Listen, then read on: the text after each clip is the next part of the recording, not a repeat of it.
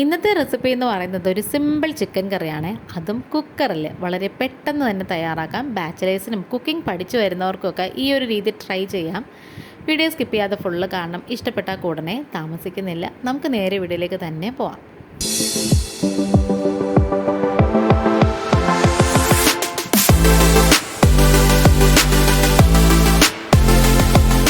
ഇതിപ്പോൾ ഉണ്ടല്ലോ, ഏകദേശം 1 കിലോളം ചിക്കനുണ്ട്. മഞ്ഞൾപ്പൊടിയും വിനാഗിരിയൊക്കെ ചേർത്ത് കഴുകി വൃത്തിയാക്കി വെച്ചിട്ടുള്ളതാണ്.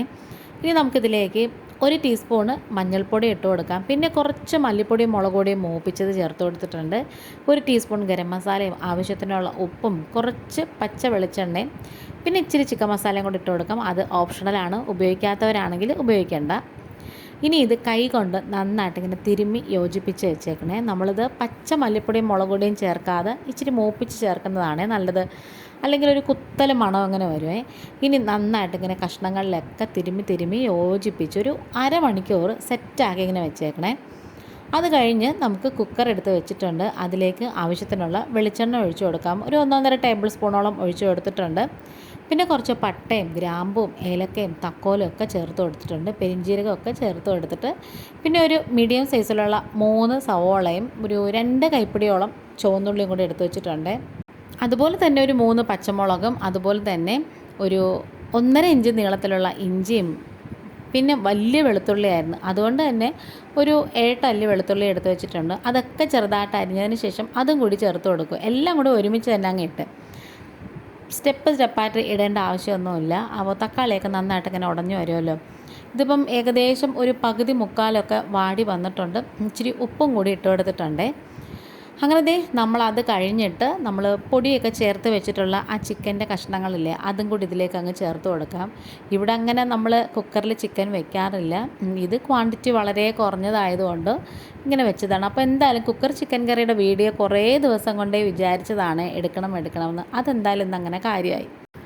ഇനി നമുക്കിതിലേക്ക് ഒരു 1/4 ടീസ്പൂൺ മഞ്ഞൾപ്പൊടിയും പിന്നെ അതുപോലെ തന്നെ മല്ലിപ്പൊടിയും മുളക് പൊടിയും മൂപ്പിച്ച് വെച്ചിട്ടുണ്ടായിരുന്നല്ലോ, അതൊരു 2 ടേബിൾ സ്പൂണും കൂടി ചേർത്ത് കൊടുക്കാം. കുറച്ച് ചിക്കൻ മസാലയും കൂടി ഇട്ട് കൊടുത്തിട്ടുണ്ട്. അപ്പോൾ നമ്മൾ നേരത്തെ കഷ്ണങ്ങളിനകത്ത് ഇച്ചിരി ചേർത്ത് കൊടുത്തിട്ടുണ്ടായിരുന്നുള്ളേ. ഇനി നമുക്ക് അതുപോലെ തന്നെ കുറച്ച് കറിവേപ്പിലയും കൂടി വിതറി കൊടുക്കാം. ഇനി ഇതെല്ലാം കൂടി പതിയെ പൊടിഞ്ഞു പോകാതെ കഷ്ണങ്ങളൊക്കെ ഒന്ന് കുത്തി നോവിക്കാതെ പതുക്കെ ഒന്ന് ഇളക്കി കൊടുക്കണേ. ചെറുതായിട്ട് ഇങ്ങനെ ഒന്ന് മിക്സ് ചെയ്ത് ഇളക്കി കൊടുത്താൽ മതി. എന്നിട്ട് ഞാനിവിടെ കുറച്ച് വെള്ളം തിളപ്പിച്ച് വെച്ചിട്ടുണ്ടായിരുന്നേ, അതും കൂടി ഇതിലേക്ക് അങ്ങ് ഒഴിച്ചു കൊടുക്കാം. ഒരുപാടൊന്നും വേണ്ട, കുറച്ച് വെള്ളം ഒഴിച്ചാൽ മതി. ചിക്കനകത്തു നിന്നും കൂടെ എന്തായാലും കുറച്ച് വെള്ളം ഊറി വരുമല്ലോ. ഇനി ഒന്ന് പതിയെ ഇതെല്ലാം കൂടി ഒന്ന് സെറ്റാകാൻ വേണ്ടി ഒന്ന് മിക്സ് ചെയ്ത് ഇളക്കി അങ്ങ് കൊടുത്തതിന് ശേഷം കുക്കർ അടച്ച് വെച്ച് കൊടുക്കാം. എന്നിട്ടൊരു 2 വിസിൽ കേട്ട ഉടനെ തന്നെ നമ്മളിത് ഓഫ് ചെയ്ത് വെക്കണേ. 2 വിസിൽ കൂടുതൽ പിന്നെ വിസിൽ അടുപ്പിക്കരുത്. പിന്നെ കുറച്ച് ഉപ്പും കൂടി ചേർത്ത് കൊടുത്തിട്ടുണ്ടായിരുന്നു. ഇനി ഇത് നന്നായിട്ട് അങ്ങനെ ഒന്ന് മിക്സ് ചെയ്തതിന് ശേഷം നമ്മളൊന്ന് കുക്കർ അടച്ച് വെച്ച് 2 വിസിൽ കേട്ട് കഴിഞ്ഞപ്പോഴത്തേക്ക് ഞാൻ ഓഫ് ചെയ്ത് വെച്ചിട്ടുണ്ടായിരുന്നേ. എന്നിട്ട് ഇത് തുറന്നപ്പോൾ ഉണ്ടല്ലോ, നല്ല മണവും ചിക്കനൊക്കെ നല്ല പൊള്ളിയായിട്ട് വെന്ത് വന്നിട്ടുണ്ട് കേട്ടോ. ഇനി നമുക്ക് ഇതിൻ്റെ ഗ്രേവി കുറച്ചൊന്ന് വറ്റിച്ചെടുക്കണമെങ്കിൽ വറ്റിച്ചെടുക്കാം. ഇത് കുക്കറിൽ തന്നെ ഇങ്ങനെ വെച്ചേക്കണമെങ്കിൽ അങ്ങനെ ചെയ്യാം. ഞാൻ പക്ഷേ കഷ്ണങ്ങളൊക്കെ ഒന്ന് എടുക്കാനുള്ള പാകത്തിന് വേണ്ടിയിട്ട് ഇതേപോലെ വേറൊരു പരന്ന പാത്രത്തിലാക്കി കൊടുത്തിട്ടുണ്ടായിരുന്നേ. അപ്പോൾ നമ്മുടെ ചിക്കൻ കറി റെഡി ആയിട്ടുണ്ട്. ഇന്നിപ്പോൾ ഇത്രയേ ഉള്ളൂ. താങ്ക്